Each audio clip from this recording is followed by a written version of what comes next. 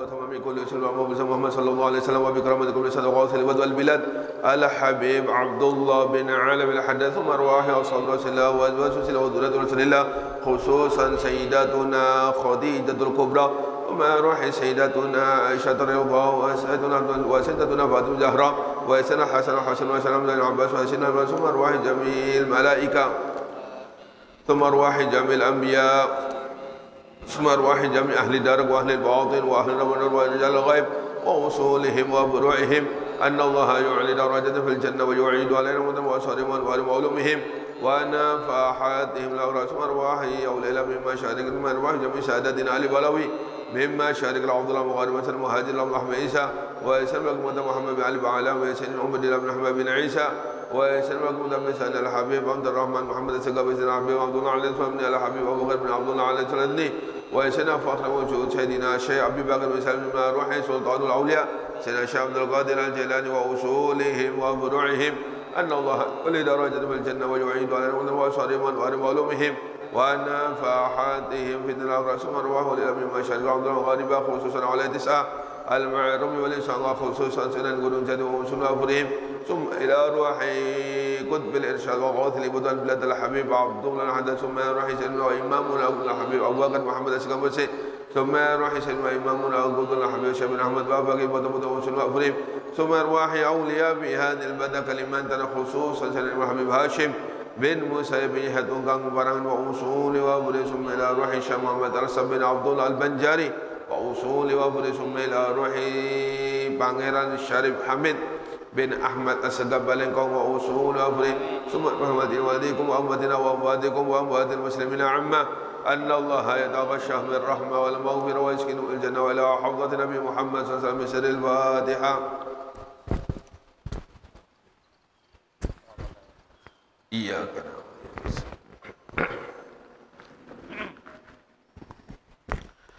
السلام عليكم ورحمة الله وبركاته.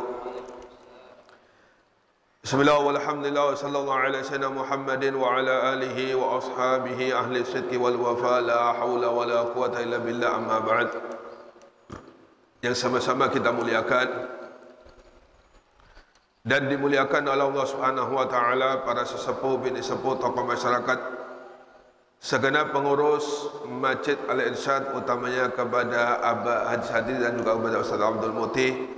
Mudah-mudahan beliau-beliau semuanya dengan panjang umur oleh Allah Subhanahu wa taala, diberikan kesehatan oleh Allah Subhanahu wa taala, segala urusannya dimudahkan Allah Subhanahu wa taala, segala hajatnya dikabulkan Allah Subhanahu wa taala, sehingga dapat selalu membimbing kita semua. Amin ya rabbal alamin. Hadirin hadirat yang saya muliakan dan dimuliakan oleh Allah Subhanahu wa taala, alhamdulillah, tiada bosan-bosannya kita ungkapkan terima kasih kita kepada Allah Subhanahu wa taala, rasa syukur kita kepada Allah Subhanahu wa taala. Kembali di malam hari ini kita bersama-sama dikumpulkan oleh Allah Subhanahu wa taala di tempat yang sangat dimuliakan oleh Allah. Bersama-sama kita diberikan kemampuan oleh Allah Subhanahu wa taala untuk bisa berzikir kepadanya. Kita memohon kepada Allah Subhanahu wa taala, kita meminta kepada Allah, sebagaimana malam hari ini kita bersama-sama diberikan kemampuan oleh Allah Subhanahu wa taala untuk bisa berzikir kepadanya, mudah-mudahan di detik-detik sakaratul maut, di detik-detik ruh kita diambil oleh Allah Subhanahu wa taala, kita pun diberikan kemampuan oleh Allah Subhanahu wa taala untuk bisa berzikir kepadanya, sehingga tidaklah keluar roh kita terkecuali lisan kita dalam keadaan berzikir kepada Allah Subhanahu wa taala. Amin ya rabbal alamin. Qala al-muallifu rahimahullah ta'ala wa nafa'ana bi wa bi ulumi fid darain. Amin ya rabbal alamin. Bismillahirrahmanirrahim. Ja'alana Allah wa iyyakum minal muhafizin 'ala shalah. Qala Allah ta'ala hafizu 'ala salawati was salatil wusta wa qumu lillahi qanitin. Fas-salawatu hiyal maktubatul khams, al-zuhru wal-'asr wal-maghrib wal-isya was-subuh. Fatilka hiya as-salawat allati la yaswa ahad muslimin tarku syai' minha fi halin min al-ahwali ma dama yakil walau balagha bi al-ajaz wal marad ila aqsa ghayati ila akhir ma qala radhiyallahu ta'ala anhu. Nasihat daripada Al-Habib Abdullah Al-Haddad, mudah-mudahan kita mendapatkan keberkahannya dan mudah-mudahan kita mendapatkan asrarnya. Amin ya rabbal alamin. Kata beliau, Mudah-mudahan Allah Subhanahu wa taala menjadikan kita dan kalian semua termasuk orang-orang yang menjaga salat 5 waktu. Salat 5 waktu, sebagaimana minggu kemarin kita sama-sama membahas, salah satu inti dari apa-apa yang telah diwajibkan oleh Allah Subhanahu wa taala.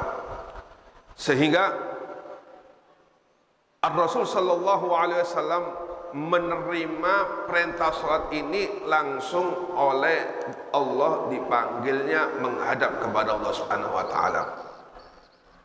Setiap perkara yang diperintahkan oleh Allah Subhanahu wa taala yang mendekatkan diri kepada Allah Subhanahu wa taala itu tidak bisa kita laksanakan dengan mulus. Sebab di situ banyak rintangan, banyak godaan-godaan. Makanya Rasul sallallahu alaihi wasallam dalam sabda, huffatil jannah bil makari wa huffatin naru bisyahawati. Kata Rasul, surga dikelilingi oleh sesuatu yang tidak kita sukai. Orang berzikir semalaman atau mengaji semalaman, ini sesuatu yang tidak nyaman apabila orang tersebut memang belum mendapatkan kenikmatan beribadah kepada Allah Subhanahu wa taala. Sesuatu yang mendekatkan diri kepada Allah, ridhonya Allah Subhanahu wa taala, itu dikelilingi oleh sesuatu yang kita tidak disukai, yang tidak kita sukai. Di antaranya bangun subuh, kalau belum mendapatkan kenikmatan dari Allah untuk beribadah kepada Allah Subhanahu wa taala, maka hal itu tidak menyenangkan buat diri kita. Makanya harus kita paksa semaksimal mungkin.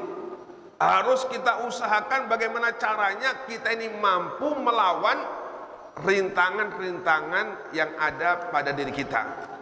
Kalau kita berusaha semaksimal mungkin untuk bisa mengalahkan rintangan-rintangan sehingga kita mampu mengerjakan perintah-perintah Allah Subhanahu wa taala, maka nanti akan ditolong oleh Allah Subhanahu wa taala. Kalau sudah ditolong oleh Allah Subhanahu wa taala, maka Allah akan selipkan nur ilahiyah, cahaya ilahiyah kepada hati seseorang. Inilah yang disabdakan Nabi Muhammad SAW, innan nura idza dakhala al-qalba infasaha wa syaraha. Apabila cahaya ilahi dimasukkan oleh Allah Subhanahu wa taala kepada hati seseorang, maka hati seseorang tersebut akan menjadi lapang. Yang dimaksud lapang ini, segala rintangan-rintangan yang ada pada diri kita ini sudah dapat kita mampukan atau sudah kita tundukkan apabila nur ilahi masuk ke cahaya hati seseorang, cahaya ilahi masuk ke dalam hati seseorang. Maka para sahabat Nabi Muhammad, mereka bertanya, wahai Rasulullah, hal lidzalika min alama, apakah apabila cahaya ilahi masuk ke dalam hati seseorang, apakah ada tanda-tanda khusus? Maka kata Nabi, qala na'am. Yang pertama, at-tajafi an dari ghurur. Dia akan tersadar dari kehidupan yang semu. Kita hidup di dunia ini, pada hakikatnya kita ini mimpi atau tertidur. Tidur yang kemudian dibuai oleh mimpi-mimpi. Orang ketika mimpi dalam tidurnya, ia nggak yakin, ia nggak merasa kalau dirinya mimpi. Mimpi dapat uang 1 M, bangun rumah tingkat 3, setiap 1 tingkat ada bininya, 1 tingkat ada bini 1, 2 tingkat ada bini 1, 3 tingkat ada bini 1, Setiap satu tingkat pembantunya 5. Mimpi nih, bangun dari mimpinya, astagfirullah, nggak taunya mimpi. Begitu pula hidup ini, hakikatnya kita tidur, hakikatnya kita ini dalam keadaan mimpi. Makanya Sayyidina Ali mengatakan an-nasu niyamun, manusia ini hakikatnya tidur. Wa idza matu intabahu, apabila sudah mati, sudah kembali kepada Allah Subhanahu wa taala, intabahu, baru dia tersadar, ya Allah, kenapa aku dulu menyanyiakan waktuku sewaktu aku ada di dunia? Kenapa dulu aku tidak memperbanyak membaca sholawat? Kenapa dulu aku tidak banyak memperbanyak membaca Al-Quran? Kenapa dulu aku tidak memperbanyak waktuku hanya untuk mendekatkan diri kepada Allah Subhanahu wa taala? Karena sudah sadar, sudah terbangun. Apabila dia bangun, nadamu, baru dia menyesal. Sudah di akhirat, dia menyesal. Memang penyesalan itu tidak bakal ada di awal perkara. Penyesalan pasti adanya di akhir, bukan di awal. Kalau penyesalan di awal, itu nggak ada. Penyesalan yaitu di akhir. Ketika berada di alam kubur, baru dia menyesal. Yang mana penyesalannya otomatis nggak ada obatnya. Sebab akhirat ini adalah darul jaza. Akhirat ini tempat balasan dari Allah Subhanahu wa taala, sedangkan dunia darul amal, tempatnya ibadah kepada Allah Subhanahu wa taala. Cuma itu tadi, setiap kita beramal ibadah itu kita dikelilingi oleh sesuatu yang tidak membuat kita nyaman. Kenapa? Karena banyak musuh-musuh kita yang siap untuk mengalingkan diri kita, memalingkan diri kita dari jalan Allah Subhanahu wa taala. Kemudian al-istiwa, kata Nabi, qalu na'am at-tajafi an dalil ghurur wal inabatu ila dalil khulud. Dia rujuk kembali kepada Allah Subhanahu wa taala, memperbanyak ibadah kepada Allah. Kenapa? Karena dia tersadar nur ilahi masuk ke dalam hati seseorang sehingga dia sadar kalau dia hidupnya untuk akhirat. Maka ketika dia hatinya, ingatannya hanya untuk rumah masa depan, untuk negara yang kekal abadi, maka waktunya tidak bakal disia-siakan oleh orang tersebut. Tidak ada waktu kosong kecuali untuk berzikir kepada Allah Subhanahu wa taala. Tidak ada waktu kosong kecuali untuk istighfar kepada Allah Subhanahu wa taala.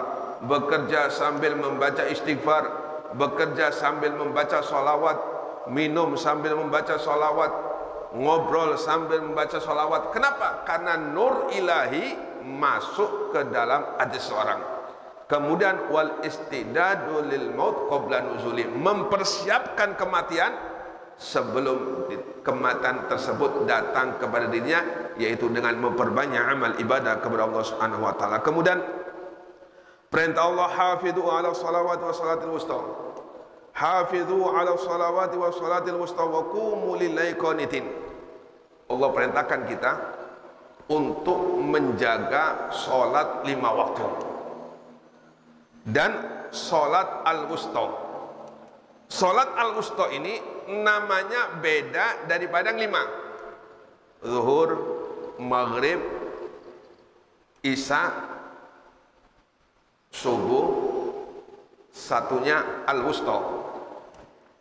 Allah membedakan nama salat 5 waktu dengan al-wusta. Ini karena mengandung kemuliaan yang khusus. Ulama mengatakan al-wusta ini ada mengatakan asar, ada mengatakan maghrib.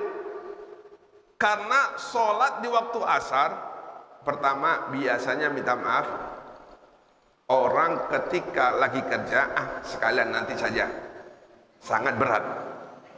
Subuh, malas untuk bangun. Al-wusta ini ulama mengatakan, ada mengatakan asar, ada mengatakan subuh, karena dua-duanya ini sholat yang paling berat. Dan juga di waktu asar dan subuh ini Allah Subhanahu wa taala mewakilkan terhadap diri kita itu 20 malaikat. Waktu asar malaikat turun, yang 10 naik. Jadi kita ini oleh Allah diwakilkan atau dijagakan oleh 10 malaikat dalam 24 jam 20 malaikat. Dan pergantiannya asar dan subuh.